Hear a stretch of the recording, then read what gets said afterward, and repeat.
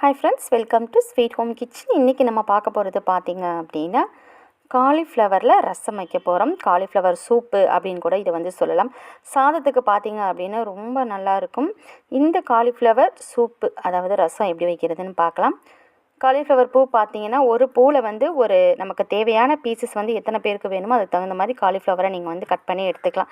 நிறைய காலிஃப்ளவரும் சேர்க்க வேணாம். எத்தனை பேருக்கு வைக்கணுமோ அதுக்கு தகுந்த மாதிரி நம்ம எடுத்துக்கிட்டால் போதும். சுடுதண்ணி, உப்பு, மஞ்சள் இதில் வந்து காலிஃப்ளவரை ஒரு 10 நிமிஷம் வந்து நல்லா வந்து ஊற வச்சுருங்க. ரசத்துக்கு அரைக்கிறதுக்கு பார்த்திங்கன்னா மல்லி, பச்சை மிளகாய், மிளகு, ஜீரகம், இஞ்சி, பூண்டு வந்து பார்த்திங்கன்னா அதிகமாக சேர்த்துக்கணும். ஒரு 7, சின்ன வெங்காயம் 3, இது எல்லாத்தையும் மிக்ஸி ஜாரில் போட்டு நம்ம அரைச்சிடலாம். ரொம்ப மையாக அரைச்சிடாதீங்க. ரசத்துக்கு வந்து குறன்னு தான் அரைக்கணும்.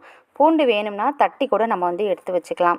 இன்றைக்கி நான் வைக்கிற இந்த ரசம் பார்த்திங்க அப்படின்னா ஒரு 3லேருந்து 4 பேர் வரைக்கும் சாப்பிடக்கூடிய அளவு தான்.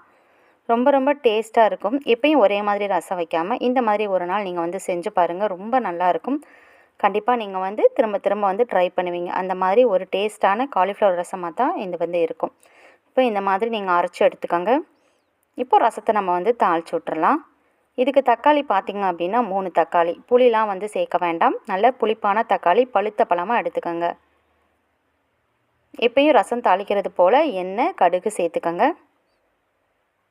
அரைச்சதை நம்ம இந்த எண்ணெயில் போட்டு நல்லா வந்து வதக்கிடணும்.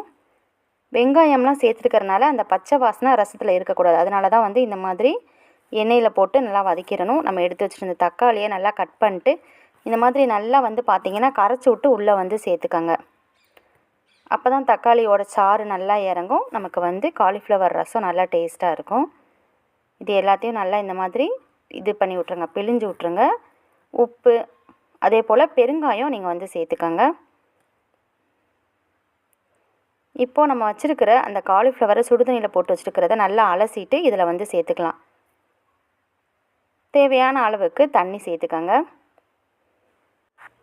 காலிஃப்ளவர் ரசம் வந்து நல்லா கொதிக்கணும். எந்த அளவுக்கு அது கொதிக்குதோ அந்த அளவுக்கு பார்த்திங்க அப்படின்னா நல்லா டேஸ்ட்டாக இருக்கும். மலமலன்னு நல்லா கொதிக்க விட்டுட்டு அதுக்கப்புறம் நீங்கள் வந்து ஒரு 5 நிமிஷம் நல்லா சிம்மில் வச்சுட்டு நம்ம சாப்பாட்டில் போட்டு சாப்பிடும்போது ரொம்ப நல்லாயிருக்கும் காலிஃப்ளவர் ரசம். இந்த மாதிரி ஒரு மூடியை போட்டு மூடிட்டு இப்படி நல்லா வந்து கொதிக்க வச்சுருங்க. இப்படி கொதித்ததுக்கப்புறம் நீங்கள் கேஸை வந்து சிம்மில் வச்சிடலாம். சூப்பராக சுவையாக நமக்கு வந்து பார்த்திங்க அப்படின்னா காலிஃப்ளவர் ரசம் ரெடி ஆயிடுச்சு. வீடியோ பிடிச்சிருந்தா ஃப்ரெண்ட்ஸ் அண்ட் ஃபேமிலியோட ஷேர் பண்ணிக்கோங்க. மறக்காமல் நம்மளோட ஸ்வீட் ஹோம் கிச்சன் சேனலை சப்ஸ்கிரைப் பண்ணுங்கள். தேங்க்யூ.